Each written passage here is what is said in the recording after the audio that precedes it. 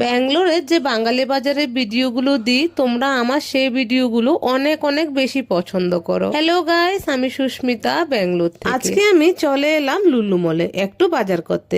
তাই ভাবলাম আজ তোমাদের সঙ্গে নিয়ে পুরো বাজারটা একটু ঘুরে দেখাই। বাড়ি থেকে হাজার হাজার কিলোমিটার দূরে থেকেও যখন নিজের পরিচিত খাবার, পরিচিত মাছ এবং পরিচিত বাজারের গন্ধ পাওয়া যায়, তখন কিন্তু মনে হয় যে বাংলা আসলে আমাদের থেকে বেশি দূরে নয়। প্রথমে বাজারে ঢুকে চলে গেলাম চালের কাউন্টারে, আর সেখান থেকে কয়েক কেজি চাল নিয়ে নিলাম। চাল নিয়ে এবার আমরা চলে যাচ্ছি মাছ কিনতে।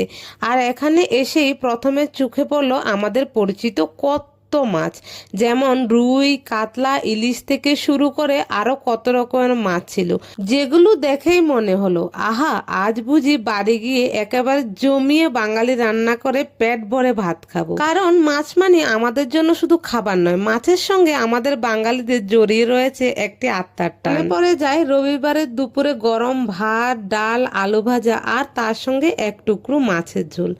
আর ইলিশ হলে তো কোনো কথাই নেই। ইলিশ ভাপা, সর্ষে ইলিশ কিংবা ভাজা ইলিশ হোক, বাঙালিদের কাছে ইলিশ মানেই হচ্ছে আবেগ। এরপরে আমরা চলে গেলাম সবজি কিনতে। এই লুলু মলে কিন্তু বিভিন্ন ধরনের সবজি পাওয়া যায়, যেগুলো ব্যাঙ্গালোরের সব জায়গায় সচরাচর দেখা যায় না। অনেক বাঙালি সবজিও পাওয়া যায়। দেখো কত ফ্রেশ ফ্রেশ সবজি। তো নিয়ে নিলাম এই লঙ্কাগুলো। এই লঙ্কাগুলো এত ঝাল আর এত ভালো লাগে খেতে, খুব সুগন্ধ। তোমাদের ভাষায় এই লঙ্কাগুলোকে কি বলে একটু কমেন্টে কিন্তু জানাবে। নিয়ে নিলাম রাইস শাক, কিছু বরবটি, কচুর আটি এবং এই কলার মোচা। তো আমাদের বাজার করা তো কমপ্লিট। বাজার করার পর এবার আমি চলে গেলাম স্যুপ কাউন্টারে।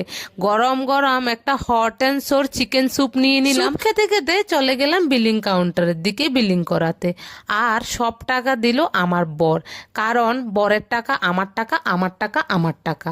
বরের টাকা দিয়ে খরচা করতে সেই মজা লাগে।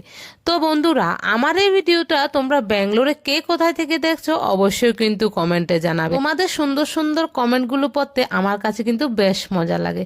তো দেখা হচ্ছে নতুন কোনো ভিডিওতে। টাটা।